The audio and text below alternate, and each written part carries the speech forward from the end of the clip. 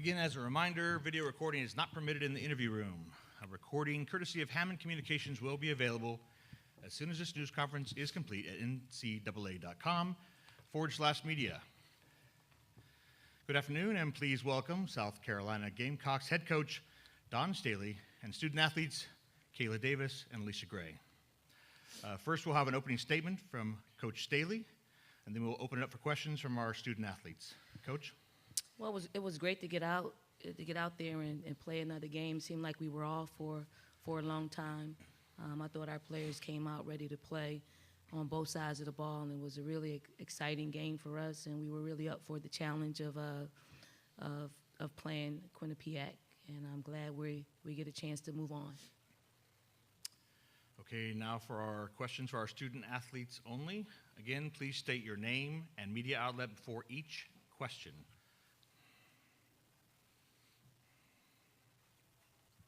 For Kayla and Alicia, what were you guys doing early in the game defensively to shut them down? You started with a 16-0 run, and it seemed like they couldn't do anything on offense. Name and outlet, please. Jeff Owens, Spurs and Feathers. I think our biggest thing was, obviously pressuring outside the three-point line. I've honestly never seen a team that can shoot the ball as well as them. So our biggest thing was just making them put the ball on the floor. And if we had to give up a two, we'd much rather give up a two rather than a three. And like Coach said, just staying engaged. Like Kayla said, they're a great three-point shooting team, so we try to do our best to run them off the three-point line also.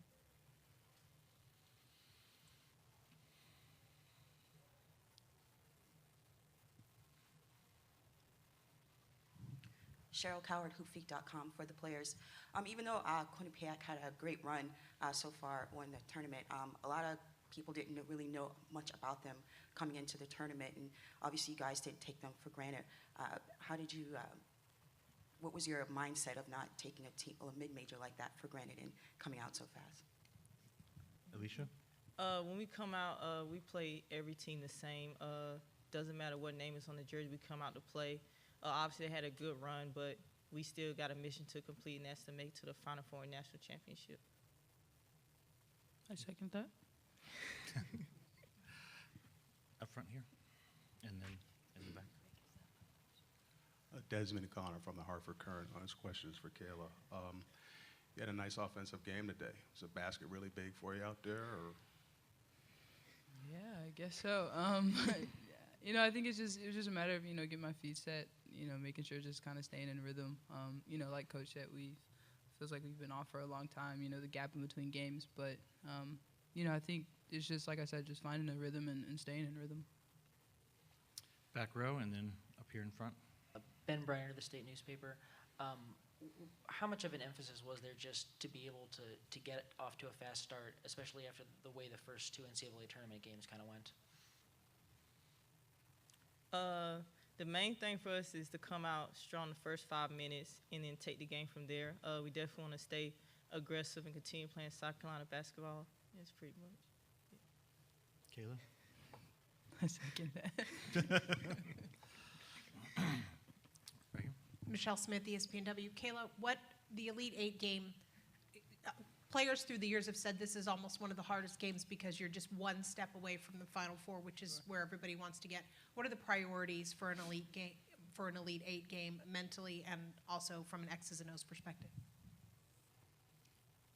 Honestly, I have no idea. It's my first time being here, but no, I think it's like I said. We're gonna play basketball. We're gonna play the way that we know how to play. No matter who's in front of us, we have to play hard. We have to come ready to play. No matter who is, as this was today. But for us, it's we're gonna sit here, watch both these teams. It's two really good teams, really experienced teams. But like I said, we're gonna come out and play our game and play hard. Alicia? Anything? I second that. Any final questions for our student athletes? Ladies, again, congratulations. Thank you. Thanks, guys. Thank you.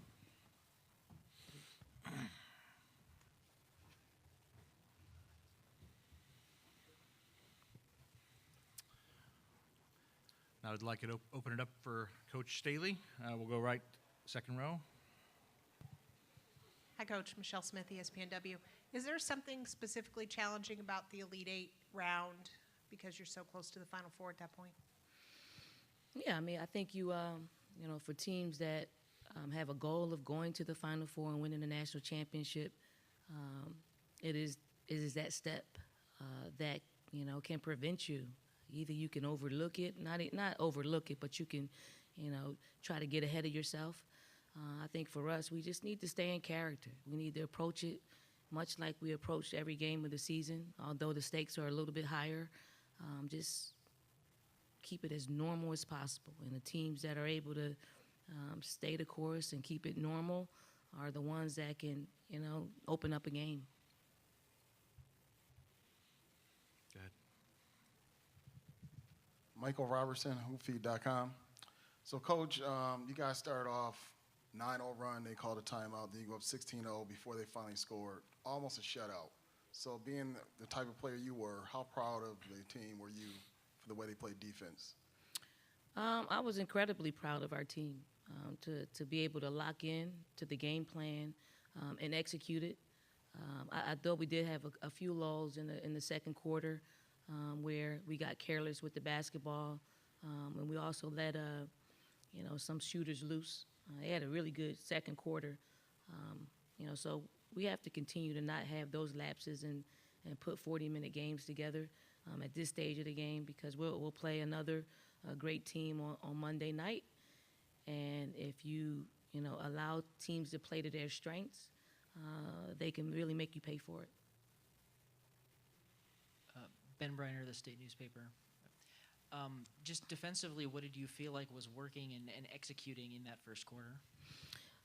The biggest thing for us in this particular game is our speed. We wanted to speed them up. We didn't want them, to be comfortable in their sets and, allowing them to read what our defense is, and then staying in front of them, just staying in between them and the basket and not allowing them to get ahead of the possession. Because once they're ahead of the possession, it's hard to fight your way back, and they'll get open threes when it's like that.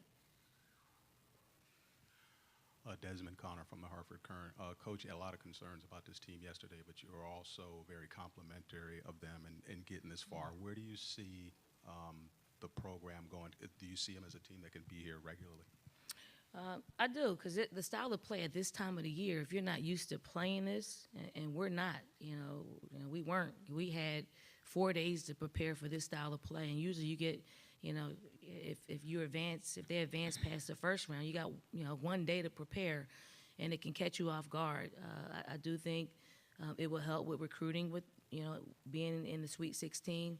I think just it will help other mid-majors know that if you put together some pieces and they work together and have some great team chemistry and they believe in each other, this type of thing can happen on a regular basis.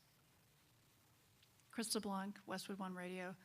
Coach, you've had a handful of games now without Elena in the starting lineup. What are you liking about the team and your starters in particular at this point, and what can they do that maybe they didn't quite have with Elena there? With Elena out, I think it just leaves a big void. Like, driving lanes are there for us. It gives Asia Wilson an opportunity to work the paint a little bit more and not maybe feel it's so clogged up, although I thought tonight or today they played almost double-teamed her. But for the guards, like a Kayla Davis, I mean, she's getting to the basket a little bit more. Alicia Gray can play more downhill. Bianca Cuevas, thrives off of the space that's left with the void of not having Elena Coates in there. But we do. I mean, we feel from a rebounding and defensive standpoint, we feel her presence missed. One last question for the coach. Anything? Congratulations, Coach Staley. We'll see you Monday. Thank you.